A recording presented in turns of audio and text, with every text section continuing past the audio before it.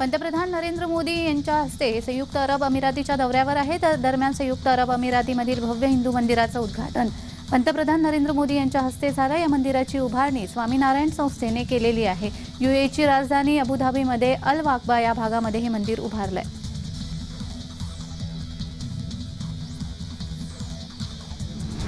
पंतप्रधान मोदी हे अबुधाबीमध्ये आहेत. तिथे त्यांच्या हस्ते मंदिराचं उद्घाटन करण्यात आलं. तत्पूर्वी त्यांचं भव्य असं स्वागत मंदिर प्रांगणामध्ये करण्यात आलं.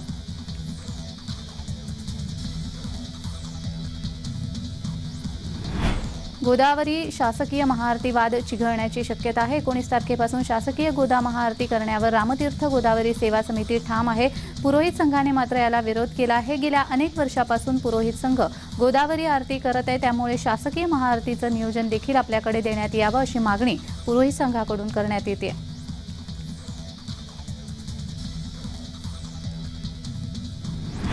मनोज जरांगे यांच्या बेमुदत उपोषणाचा बुधवारी 5वा दिवस असून त्यांची प्रकृती जास्तच खालावली आहे. त्यांनी उपचार घेण्यास नकार दिल्यामुळे मनोज जरांगे यांच्या नाकातून रक्त येत आहे. त्यामुळे सर्व स्तरातून उपोषण थांबवण्याची विनंती त्यांना केली जाते.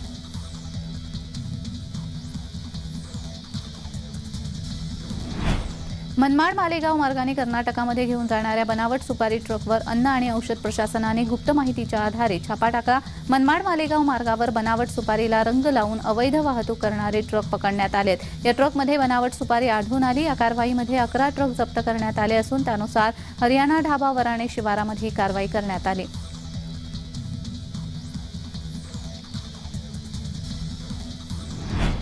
धुळे जिल्ह्यातील शिंदखेडा तालुक्यामधील विरदेल गावामध्ये अल्पवयीन मुलीची हत्या करण्यात आली होती. त्याच्या निषेधार्थ शिंदखेडामध्ये तहसील कार्यालयावर आदिवासी समाजाकडून भव्य मोर्चा काढण्यात आला होता. मोर्चामध्ये मुलीची हत्या करणाऱ्यावर कठोर कारवाई करण्यात यावी यासह विविध मागण्यांसाठी हा मोर्चा काढण्यात आला होता. मोर्चामध्ये मोठ्या संख्येने आदिवासी उपस्थित होते.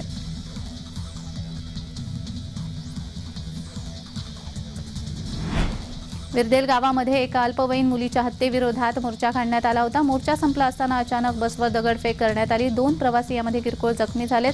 शिंदखेडा पोलीस ठाण्यामध्ये या संदर्भात गुन्हा दाखल करण्यात आला.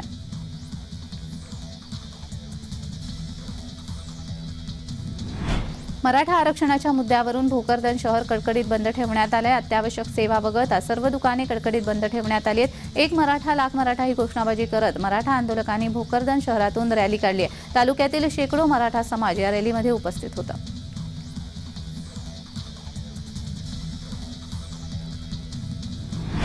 बुलढाणा जिल्ह्यातील शेगाव शहरामध्ये गुरुदेव मोटर ड्रायव्हिंग स्कूलचा संचालक ज्ञानेश्वर कुकडे इथे येणाऱ्या महिलांशी असभ्य वर्तणूक करत त्यांची छेड काढत होता. त्याच्या छेडछाडीला कंटाळून महिलांनी भर रस्त्यामध्ये त्याला अडवून चांगलाच चोप देत गळ्यात चपलेचा हार घातलाय.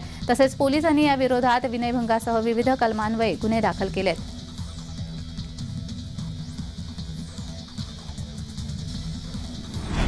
छत्रपती संभाजीनगरमध्ये मराठा समाजाकडून चांगलाच आक्रमकपणा दाखवण्यात आला. शहरातील क्रांती चौकामध्ये मराठा समाजातर्फे रास्ता रोको करण्याचा प्रयत्न करण्यात आला. मात्र यावेळी पोलीस आणि आंदोलकांमध्ये बाचाबाची झाल्याचं पाहायला मिळालं. मराठा समाजाला कुणबी प्रमाणपत्र आणि सगेसोयरीचा कायदा लागू करावा यासाठी सकल मराठा समाजाच्या वतीने बुधवारी महाराष्ट्र बंदची हाक देण्यात आली. या पार्श्वभूमीवर संभाजीनगरमध्ये देखील मराठा समाजाकडून आंदोलन करण्यात आलं.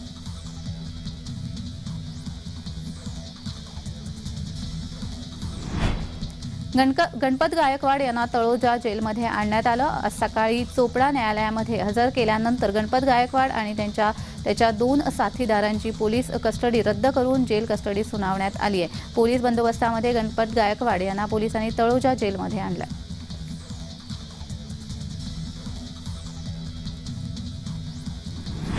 वसंत पंचमी निमित्त पंढरपूरच्या मंदिरामध्ये विठ्ठलाचा आणि रुक्मिणी मातेचा विवाह सोहळा संपन्न झाला. पंढरपुरामध्ये वाजत गाजत सोन्याचे बाशिंग बांधून देवाचं लगीन लावण्यात आलं. देवाचं लग्न लागलं. यावेळी हजारोच्या संख्येने मंदिरामध्ये आणि मंदिराबाहेर भक्तांनी गर्दी केली होती. वसंत पंचमीपासून आता पुढचा 1 महिना विठोबाला पांढरा शुभ्र पोशाख परिधान करण्यात येतो.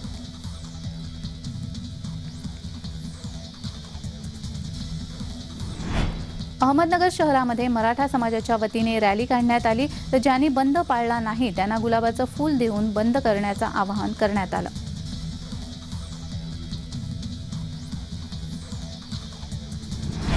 मनोज जरांगे हे पुन्हा एकदा उपोषणाला बसलेत। बुधवारी त्यांच्या उपोषणाचा 5वा दिवस असल्यामुळे त्यांच्या उपोषणाला समर्थन देत येवल्यातील सकल मराठा समाजाच्या वतीने येवला बंदची हाक दिली होती। याच बंदला संमिश्र प्रतिसाद मिळाल्याचं पाहायला मिळालं।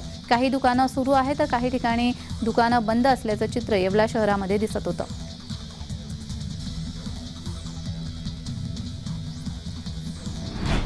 मराठा समाजाकडून बुधवारी महाराष्ट्र बंदची हाक देण्यात आली आहे। या बंदला प्रतिसाद देत मावळातील लोणावळा, खंडाळा येथे कडकडीत बंद ठेवण्यात आले, तर मळवली, कामशेत, वडगाव येथे बंदला संमिश्र प्रतिसाद देण्यात आला। याखेरीज तळेगाव आणि देहू येथील व्यवहार सुरळीत सुरू आहेत। लोणावळ्यातील चिक्की व्यापाऱ्यांनी दुकाने बंद ठेवली, त्यामुळे या ठिकाणी शुकशुकाट पाहायला मिळाला।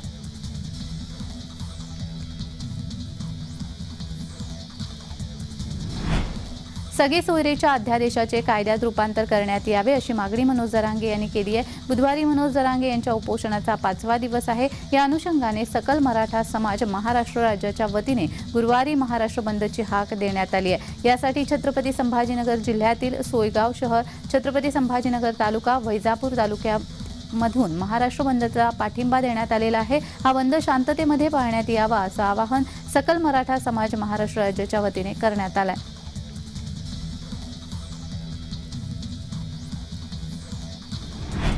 मराठा आरक्षणासंदर्भात सगळे सोयरेच्या अधिसूचना मसुद्याचं कायद्यात रूपांतर करा या मागणीसाठी मनोज जरांगे पाटील अंतरवाली या ठिकाणी उपोषण करत आहेत। 4 दिवसांपासून सुरू असलेल्या उपोषणाला आता पाठिंबा म्हणून मराठा समाजाकडून बीड बंदची हाक देण्यात आली आहे। मराठा समाजाच्या प्रश्नाकडे सरकारने गांभीर्याने लक्ष देण्यासाठी बीड जिल्हा बंदची हाक देण्यात आली आहे। बीड जिल्हा शांततेमध्ये बंद करण्याचं आवाहनही मराठा समाजाकडून करण्यात आलं आहे।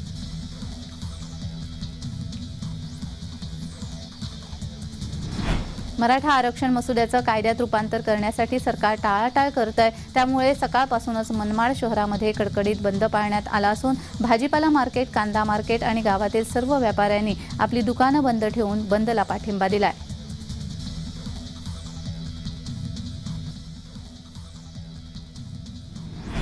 नाशिकमध्ये सकल मराठा समाजाकडून बोंबाबोंब आंदोलन करण्यात आलं। जरांगेंना काही झालं तरी राज्यात उद्रेक होईल, नाशिक सकल मराठा समाजाने हा इशारा दिलाय।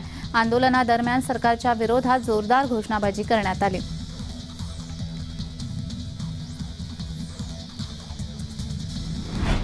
रेल्वे विभागाकडून भरती प्रक्रिया राबवली जाते। थेट मेगा भरती आयोजित करण्यात आलेली आहे। तब्बल 9000 पदांसाठी भरती प्रक्रिया पार पडत असून उमेदवारांना फक्त ऑनलाईन पद्धतीने अर्ज करावे लागणार आहेत। गेल्या काही दिवसांपासून रेल्वे विभागाकडून विविध पदांसाठी सतत भरती प्रक्रिया राबवल्या जात आहेत।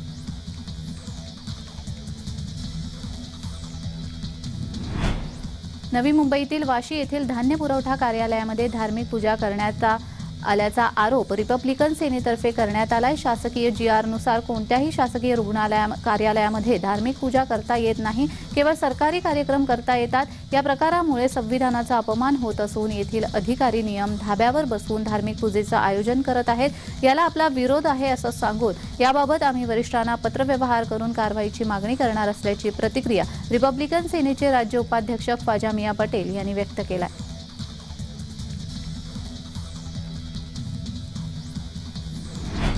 लाचलुचपत प्रतिबंधक विभागाकडून आपल्यावर दाखल झालेला गुन्हा हा चुकीच्या पद्धतीने नोंदवला गेला आहे। आपल्याला न्याय मिळावा यासाठी आपण उच्च न्यायालय, सर्वोच्च न्यायालयामध्ये जाणार असल्याची भावना शिवबाठा गटाचे राजन साळवी यांनी व्यक्त केली आहे। मुंबई उच्च न्यायालयामध्ये राजन साळवी यांच्या कुटुंबाला अंतरिम जामीन मिळाल्यानंतर त्यांनी ACBच्या कारवाईवर तीव्र नाराजी व्यक्त केली आहे।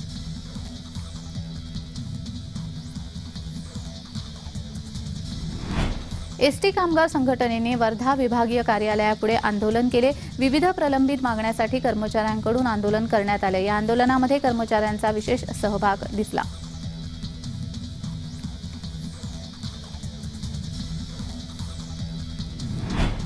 वसई भाईंदर रोरो सेवा जेट्टीच्या अपुऱ्या कामाअभावी अनेक वर्षांपासून रखडली होती। आता जेट्टीचे काम आणि इतरही आवश्यक तयारी पूर्ण झाली असल्याने येत्या शुक्रवारपासून सेवा सुरू करण्याचे सागरी मंडळाकडून निश्चित करण्यात आले। या महत्त्वपूर्ण प्रकल्पाचे उद्घाटन केंद्रीय बंदर विकास मंत्री सर्वानंद सोनोवाल यांच्या हस्ते पार पडणार आहे। रोरो सेवेमुळे वसई ते भाईंदर प्रवास सध्याच्या 1 तासावरून अवघ्या 15 मिनिटांमध्ये होऊ शकणार आहे।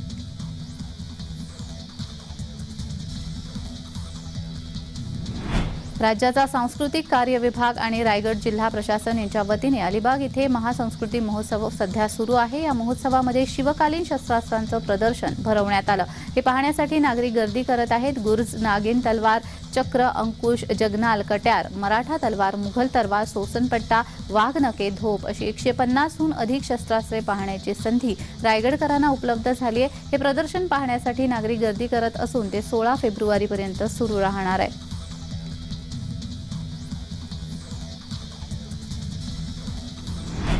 नाशिकमध्ये लवकरच संस्कृत विद्यापीठ सुरू होणार। नाशिकमध्ये संस्कृत विद्यापीठ सुरू करण्यासाठी केंद्र सरकारने मंजुरी दिल्याची माहिती खासदार हेमंत गोडसे यांनी दिली आहे। सुमारे 100 एकरमध्ये संस्कृत विद्यापीठ होणार आहे। या विद्यापीठामध्ये विविध भारतीय संस्कृती आणि संस्कृत विषयावर विद्यार्थी अभ्यास करू शकणार। लवकरच जागा निश्चित करून विद्यापीठाचं काम सुरू होण्याची शक्यता वर्तवण्यात आली आहे। नाशिकमध्ये संस्कृत विद्यापीठ सुरू करण्यासाठी महंत अनिकेत शास्त्री देशपांडे आणि खासदार हेमंत गोडसे यांनी पाठपुरावा केला होता।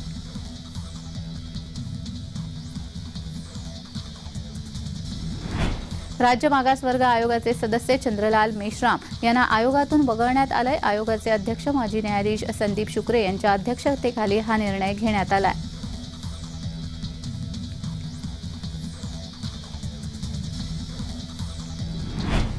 राष्ट्रवादी काँग्रेसच्या वतीने छत्रपती शिवाजी महाराज यांच्या जयंतीनिमित्त स्वराज्य सप्ताहाचं आयोजन करण्यात आलं। या स्वराज्य सप्ताह रॅलीचं नवी मुंबईमध्ये ढोल ताशांच्या गजरामध्ये स्वागत करण्यात आलं। ऐतिहासिक पोवाडे गात स्वराज्य ज्योत घेऊन ही रॅली सर्व भागामध्ये फिरत असून छत्रपती शिवाजी महाराजांचे विचार सर्वसामान्यांपर्यंत अधिक दृढ करण्यासाठी या स्वराज्य सप्ताहाचं आयोजन करण्यात आलंय।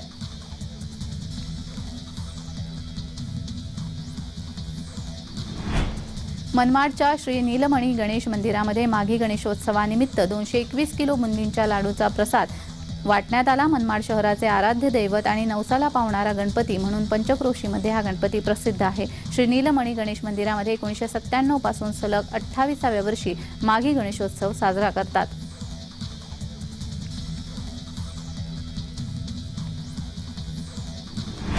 बोरिवलीतील गुलमोहरमधील साई माऊली मित्रमंडळाच्या वतीने माघी गणेशोत्सव साजरा करण्यात येत आहे। मोठ्या धूमधडाक्यामध्ये आपल्या लाडक्या बाप्पाचं आगमन करण्यात आलं।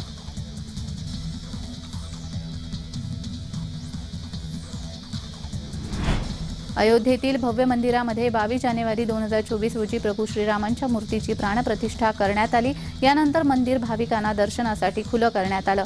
देशातील कानाकोपऱ्यातून दररोज लाखो भाविक अयोध्येमध्ये दाखल होऊन रामलल्लाचं दर्शन घेत आहेत। अशातच महाराष्ट्रातून अयोध्येसाठी जाणाऱ्या प्रवाशांसाठी आनंदाची बातमी आहे। जळगाव ते अयोध्या एसटी बस सेवा सुरू करण्यात आली आहे।